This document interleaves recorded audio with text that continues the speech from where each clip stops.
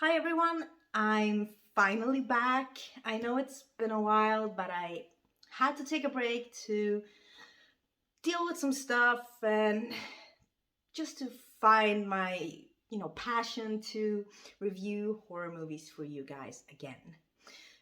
And, what better way to make a comeback than to review Winnie-the-Pooh, Blood and Honey. Yes, I went to a screening or a preview yesterday that Monsters of Film Festival in Stockholm, Sweden had organized, and I got the chance to see the movie. And I also got a nice goodie bag, which I will show you at the end of the review.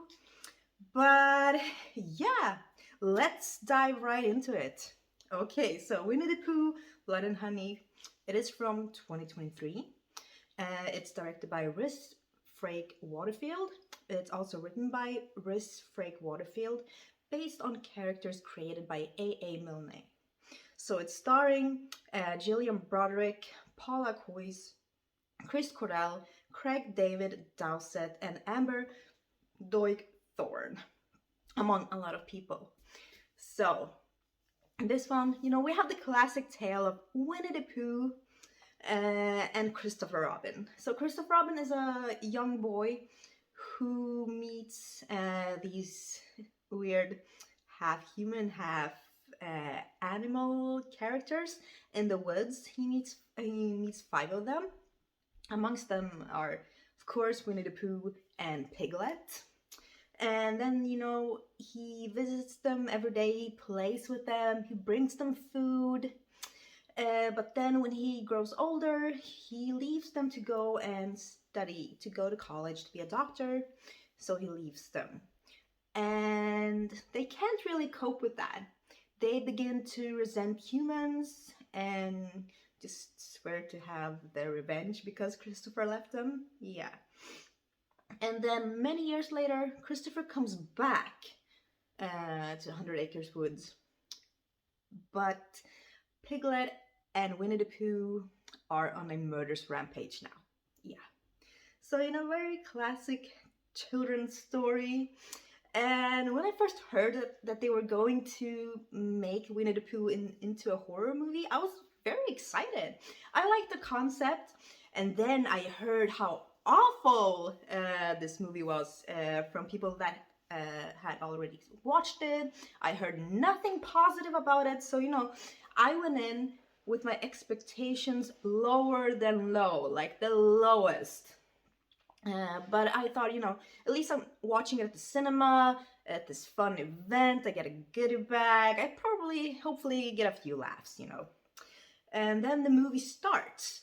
And it starts by explaining this whole backstory, which I just told you. But it does it in these very cute illustrations, these animations, which I really liked. So already from the start, I was really into the movie. I was like, okay, it gave me some hopes.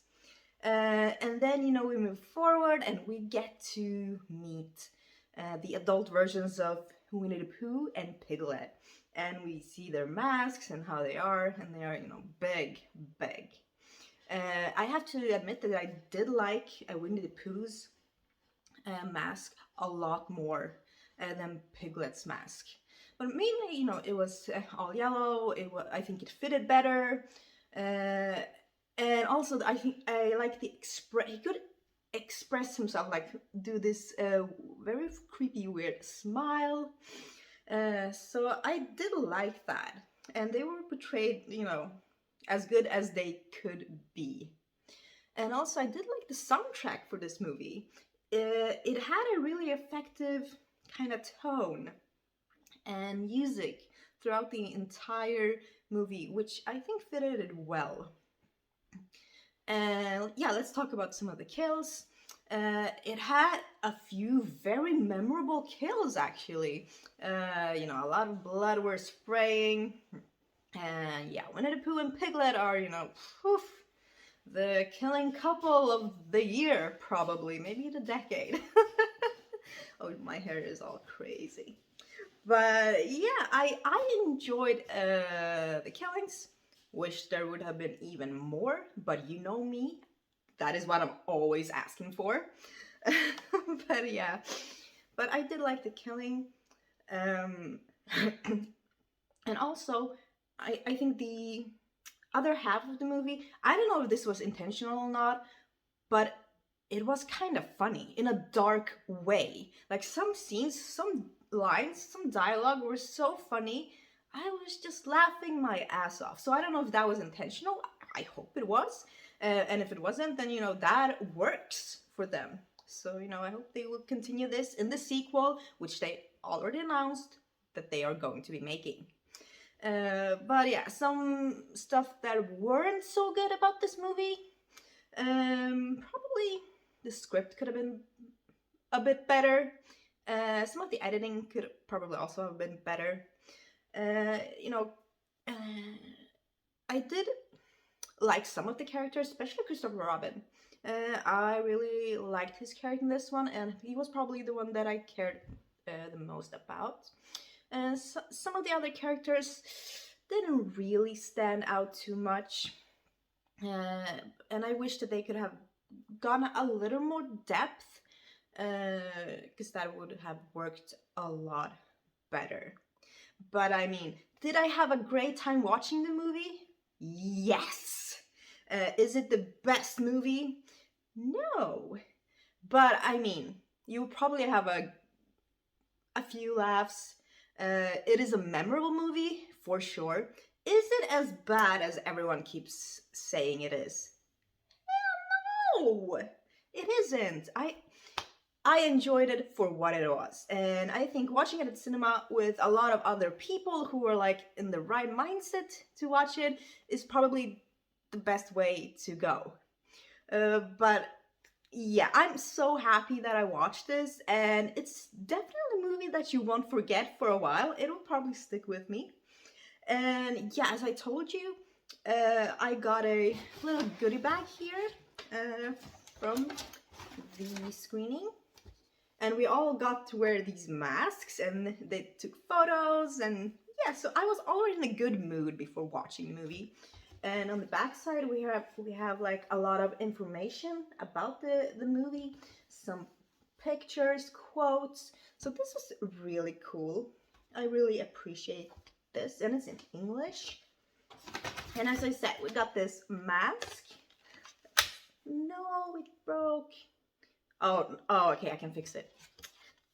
But yeah, it looks like this. Yeah, so super happy. And I got a notepad. I actually needed a notepad, so I'm super happy. So thank you. And then we also got some candy, which I have in my drawer. And yes, a postcard. So yeah, I'm giving this movie 6 out of 10. I think it deserves that, and I'm happy I watched it. I'm really looking forward to the sequel and the other characters that will be turned into horror movies, like Peter Pan and Bambi.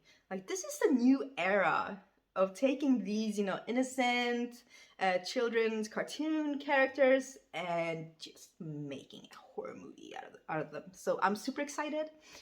So 6 out of 10 honey, or bags of honey for me. Yeah.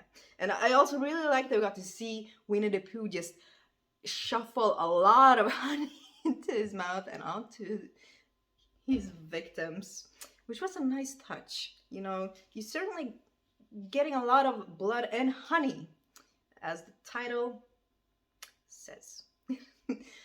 But yeah, thank you so much for watching. And also, I have moved into a new apartment. If you're wondering why my background looks a bit different than usual, the apartment is small. Unfortunately, I can't fit in my movie collection, so I just brought a few with me, but I had to leave most behind at my mom's place. But yeah, until I find something bigger, this is how it's going to be, unfortunately. So yeah, from this moment on, I will be reviewing like whatever I watch on Netflix or in the cinema. You know, I can't review anything from my collection because, yeah, I barely have any movies with me, unfortunately. But yeah, so I will be reviewing like whatever I feel like. So I hope you're on board with that. Yeah. But yeah, I'm doing like better, and I have settled into my apartment, and I'm super happy to be reviewing movies again. And also, don't forget to check out my podcast. It's on Spotify. It's called Sarah Horror Podcast, where I upload short horror stories. They can be gruesome, bloody, filled with gore, or just, you know, creepy, supernatural, spooky, like whatever I feel writing. And 2 episodes are already up on my Spotify. There will be a link below, of course, in the description box. So please check out my podcast. And also, I've been putting up some new reviews on my Patreon page. And it will be amazing if you wanted to become a patron of mine, where you will get to see even more movie reviews. This Monday, I uploaded a review of Hobgoblins from 1988, and tomorrow you will see my review of Skinamarink on my Patreon page, and that is also linked in my description box below.